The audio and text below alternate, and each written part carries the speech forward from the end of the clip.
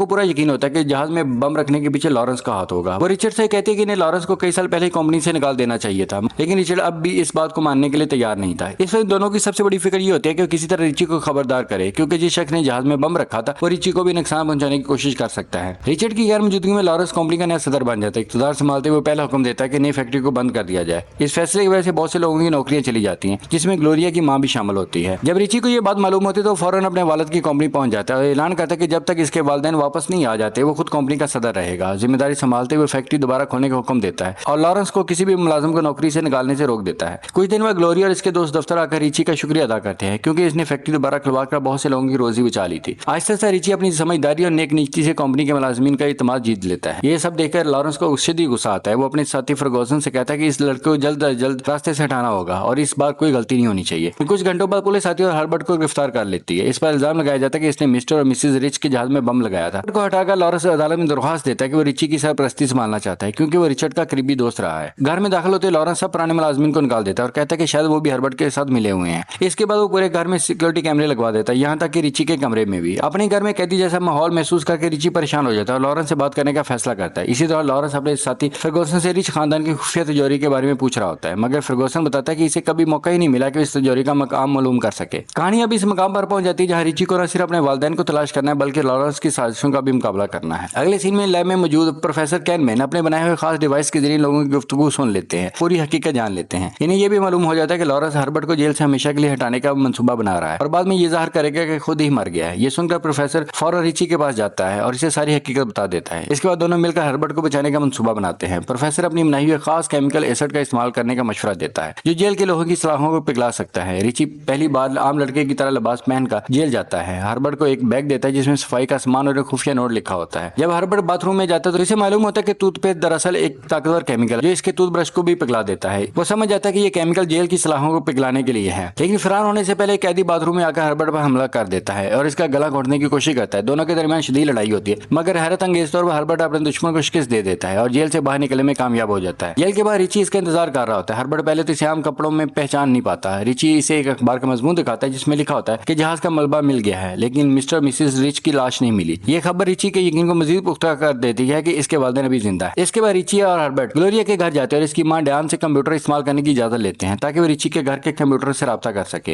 दूसरी तरफ समुद्र में रिचर्ड इस खराब डिवाइस को ठीक करने की कोशिश कर रहे होते हैं। आखिरकार वो रजीना के कान के झुमके का एक खास हिस्सा इस्तेमाल करके डिवाइस को चालू करने में कामयाब हो जाते हैं। इसे ग्लोरिया के कंप्यूटर के जरिए रिची अपने घर के कंप्यूटर से कनेक्शन कायम कर लेता है ताकि अपने वालिदैन की दुरुस्त लोकेशन मालूम कर सके। लेकिन हवेली में मौजूद